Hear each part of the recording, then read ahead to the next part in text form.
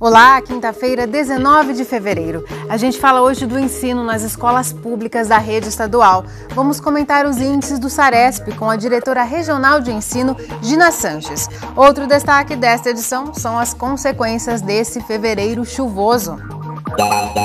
Trecho da Avenida José Vicente Aiello, recentemente asfaltada pelo governo do estado, já tem pontos de grande deterioração por causa da chuva. Na sessão da Câmara, teve vereador que usou a tribuna pela primeira vez e fez críticas pesadas ao DAE.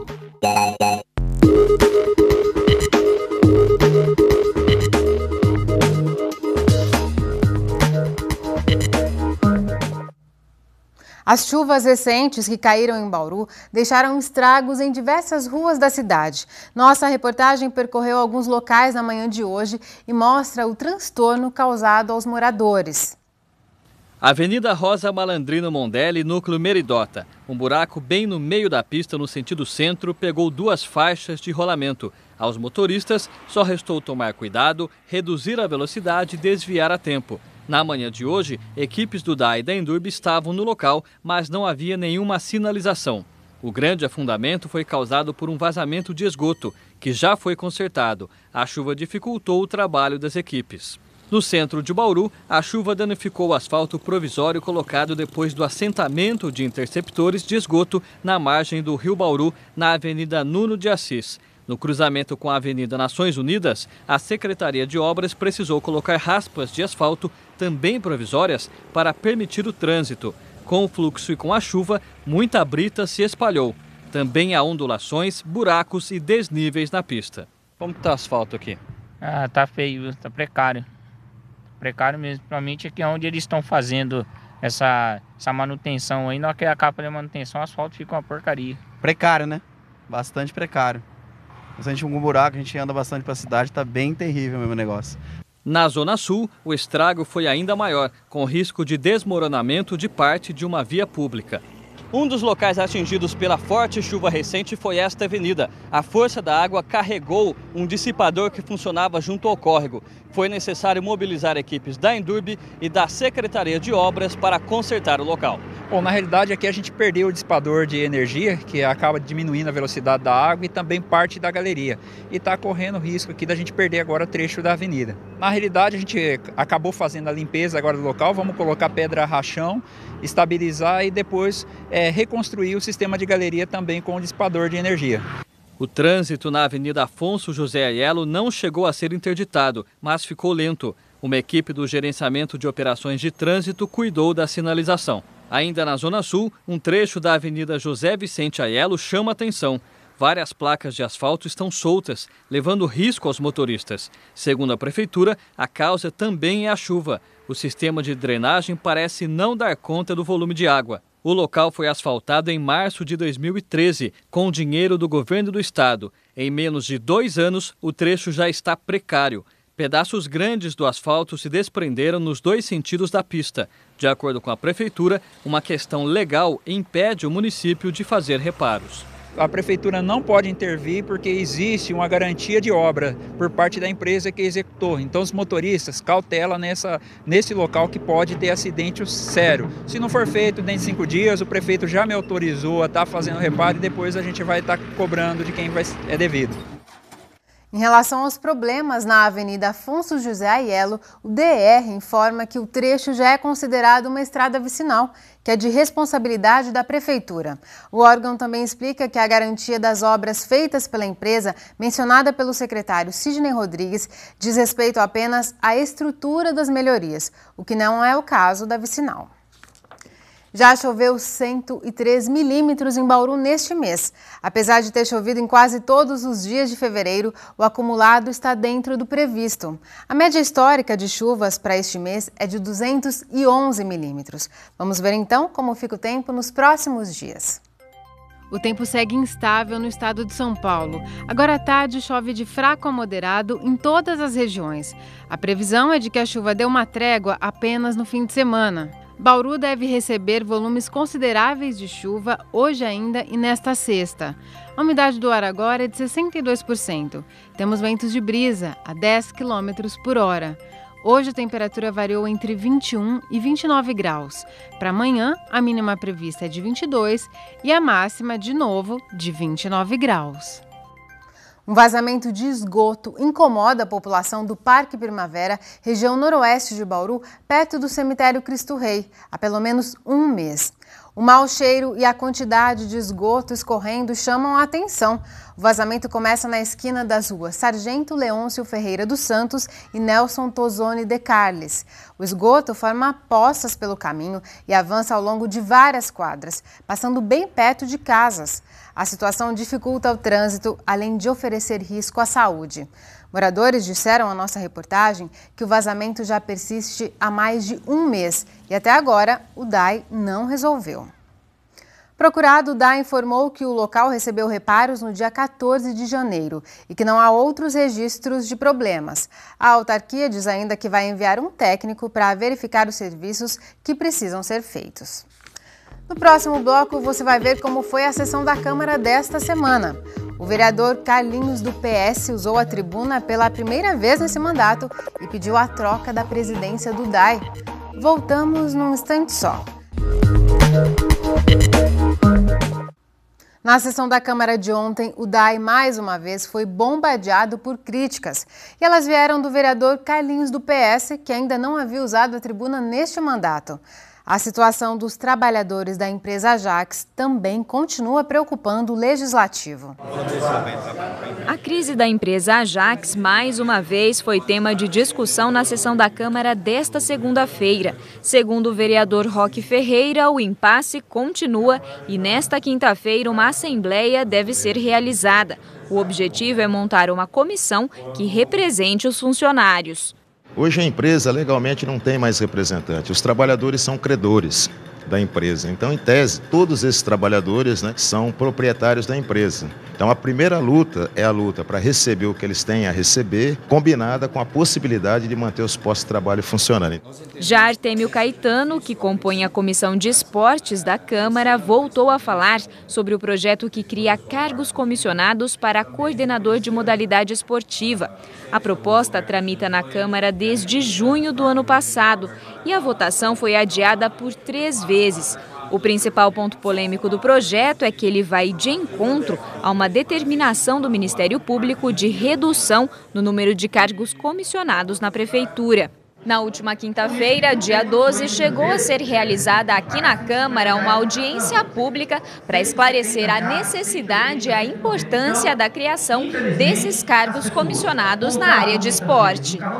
De acordo com Artêmio, depois da reunião, ficou comprovada a necessidade de a contratação não ser por concurso. O próprio promotor entendeu, e foi isso que ficou bem esclarecido nessa audiência pública, que neste momento, por se tratar de algumas modalidades específicas, onde existe um certo notório saber desses profissionais, seria mais conveniente mantê-los no cargo ou cargos que sejam indicados por pessoas competentes e habilidosas em relação a essas modalidades específicas. Mas o destaque da sessão ficou por conta de Carlinhos, do PS. Pela primeira vez neste mandato, o parlamentar decidiu usar a tribuna. Depois de muitos vereadores reclamarem de vazamentos de água e esgoto na cidade, ele fez críticas pesadas ao presidente do DAI, Giasone Cândia, e cobrou do prefeito a troca da presidência da autarquia. Ele chegou a definir a situação da cidade como medonha. Vamos parar com isso, Rodrigo, vamos acordar. Você vai querer ser deputado, mas liga essa turma do seu lado aí. Ó, tem nego bom lá, mas tem bastante ruim, hein? A cidade está medonha, porque você vê, o presidente do DAI está insistindo numa coisa que não vai dar certo. O Rodrigo já trocou 5 presidentes do DAI e nenhum resolveu a cidade. O líder do governo na Câmara rebateu as críticas e disse que muitos problemas da autarquia vêm de gestões passadas. Marquinho afirmou ainda que o trabalho está sendo feito, só não é divulgado. É importante falar que pela primeira vez o município contratou uns estudos para a produção de água para os próximos 20 anos e já foram tomadas 2 providências. Já foi contratado tanto o projeto para a construção de mais reservatórios no nosso município e também um projeto extremamente importante que é o projeto de setorização. O que significa isso? Dividir a cidade em vários setores para que a pressão que é exercida hoje nos encanamentos parem de provocar esses vazamentos. Na tribuna, Marquinho também defendeu um dos projetos enviados à Câmara pelo prefeito. A proposta amplia o uso de mão de obra de reeducandos dos Centros de Progressão Penitenciária de Bauru. Hoje, cerca de 100 detentos já atuam em diversos setores da prefeitura. A chegada de mais reeducandos poderia, inclusive, auxiliar no controle dos casos de dengue na cidade. Nós temos uma questão que é latente, que é a questão da dengue, entendeu? Já passa de 100 casos no nosso município, nós estamos muito preocupados com uma epidemia, como aconteceu no ano de 2013. Eu acredito que o momento seja agora. Nós precisamos de uma grande campanha de limpeza na nossa cidade. Então, vem em boa hora, sem contar a ressocialização, sem contar que essas pessoas poderão, quando terminar de cumprir a sua pena aí, poder prestar um serviço em qualquer outra empresa, uma vez que fez um serviço, prestou um serviço para o órgão público e se mostrou eficiente. Esse convênio entre a Prefeitura e os Centros de Progressão Penitenciária foi aprovado. Ainda na sessão de ontem, todos os demais projetos de lei em votação receberam um aval positivo dos vereadores. Entre eles, 7 que autorizam a Prefeitura a destinar áreas de terrenos para a instalação de empresas. Também passou pelo Legislativo o texto que firma um convênio entre a Prefeitura e o Tribunal de Justiça do Estado, para que estagiários de direito atuem em unidades judiciárias da cidade. Sobre a situação da Ajax, a Assembleia, organizada pelos trabalhadores nesta quinta-feira, formou uma comissão de fábrica que terá a função de montar um plano para manter a empresa funcionando. Segundo o presidente do Sindicato dos Metalúrgicos de Bauru, Cândido Rocha, a medida acabou se tornando necessária pela indefinição em torno da venda da fábrica e o futuro dos funcionários. De acordo com o presidente, os trabalhos para estruturar a atuação da comissão começam amanhã. Depois do intervalo, vamos falar sobre educação na rede pública estadual. Recebemos a diretora regional de ensino, Gina Sanches. Tem perguntas? Mande pra gente pela internet ou telefone. Voltamos daqui a pouco. A gente fala agora da qualidade de ensino na rede pública estadual. Foram divulgados neste mês os resultados gerais do SARESP, o Sistema de Avaliação do Rendimento Escolar do Estado de São Paulo. Quem conversa com a gente é a diretora regional de ensino, Gina Sanches.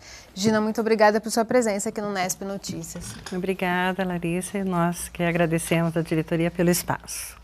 Antes da gente falar dos resultados, explica pra gente o que é o SARESP, quais anos ele avalia e quais são os critérios usados.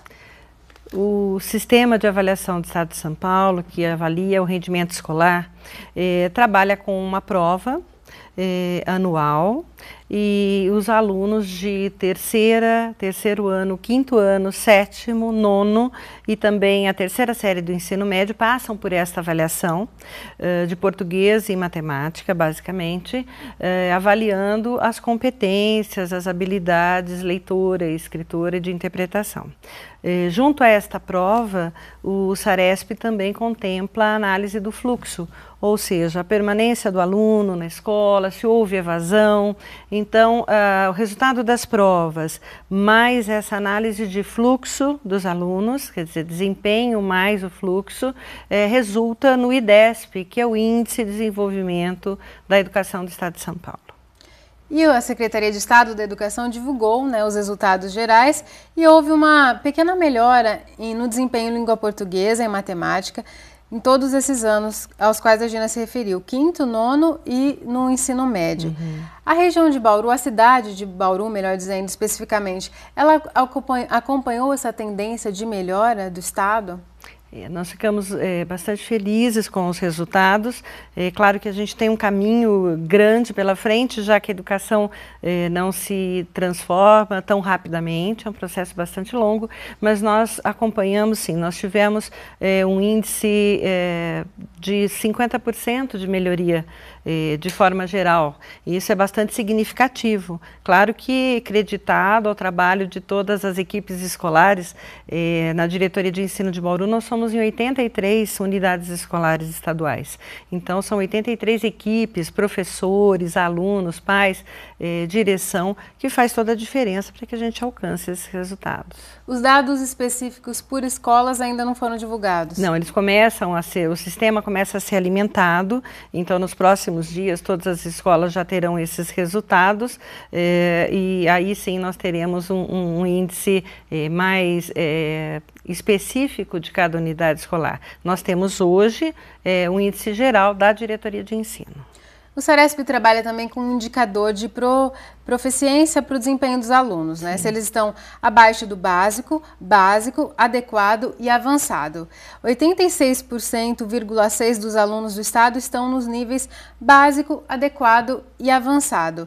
Essa porcentagem única para esses 3 índices, ela significa que se o aluno estiver no nível básico já é satisfatório para a rede? Não, ele não é satisfatório por si. Mas ele já é um caminho indicativo de que o aluno está numa progressão, o que é bastante positivo para a nossa leitura. Então, quando nós temos identificadas habilidades e competências abaixo do básico, isso demanda uma preocupação maior, um trabalho mais intenso, já que ele está aquém daquele que é o básico, que é o suficiente. Então, quando nós temos aí a somatória dos últimos 3 níveis, até o avançado, que é o que nós tanto queremos, nós temos aí um indicador positivo, por isso a somatória desses 3 últimos separado do abaixo do básico. Quer dizer, então a gente tem em torno de 14% abaixo do básico? Abaixo do básico, num trabalho ainda que deve ser muito focado na sala de aula, não só no tempo regular, mas também em projetos de recuperação da aprendizagem. E esse trabalho focado nos resultados, Gina, ele é por instituição ou é possível identificar um trabalho aluno por aluno? Esse retrato do aluno individualmente não é possível hoje? Nós temos sim, nós temos nos boletins já o índice de cada segmento, né, do 5º ano, 9º, ensino médio. Mas depois nós temos um relatório bem pormenorizado, onde é possível, sim, conhecer as habilidades e as competências que o aluno ainda não alcançou, ou que aquela turma, inclusive, não alcançou. Então, é possível trabalhar, fazer um planejamento de ensino com conhecimento do diagnóstico. Eu queria aproveitar a presença da Gina para falar sobre um outro assunto que é muito presente nas escolas, que é a questão da violência, especialmente ligada ao consumo e ao tráfico de drogas. E a diretoria tem se movimentado, não é? Vocês se reuniram no fim do ano passado com a Promotoria da Infância e da Juventude para discutir essa questão da violência. E tem avançado essa discussão? Quais ações foram tomadas desde então? O ano passado nós tivemos essa preocupação, esse cuidado de realizar um projeto que fosse rápido, mas ao mesmo tempo cuidando que ele tivesse sequência. Então, em abril nós tivemos a nossa primeira reunião com a Polícia Militar, identificando bairros da nossa cidade onde deveria ter aí um policiamento mais austero, mais próximo, mais presente. A Ronda Escolar fez um trabalho muito bom com as escolas. Isso inibe muito a questão do entorno escolar, né? das intenções outras em volta da escola, que não de ir para a escola e estudar a entrada e saída dos alunos, o que também faz com que os pais pensem na responsabilidade deles e também da escola na entrada e saída dos alunos. Mas a solução não passaria só por esse caminho, aumentar o número de policiais na porta da escola? Não. Eu entendo e nós entendemos na diretoria de ensino, fazendo uma análise de toda a situação e depois dessa reunião de abril com a Ronda e terminando o ano com esta reunião envolvendo a promotoria, este ano agora além da Polícia Militar e promotoria, também a Polícia Civil está sendo convidada a participar conosco. Nós estamos cuidando neste ponto ainda da consequência do problema, ou seja, ter ali usuários em praças próximas do entorno da escola é a consequência, ainda não é a causa do problema. E essas causas, elas têm que ser trabalhadas por todos em sociedade, né? É um problema que repercute muito na escola, mas todo mundo tem que participar dessa discussão. Né? Porque é uma causa social, né?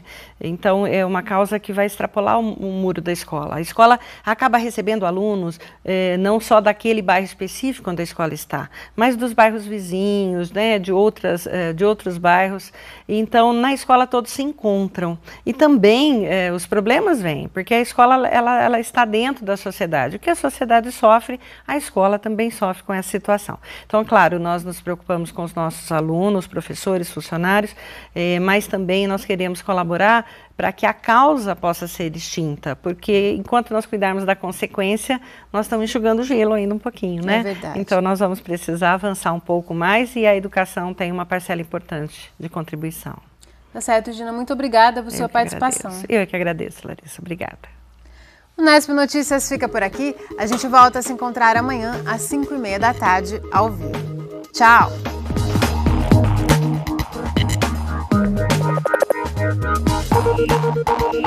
Thank you.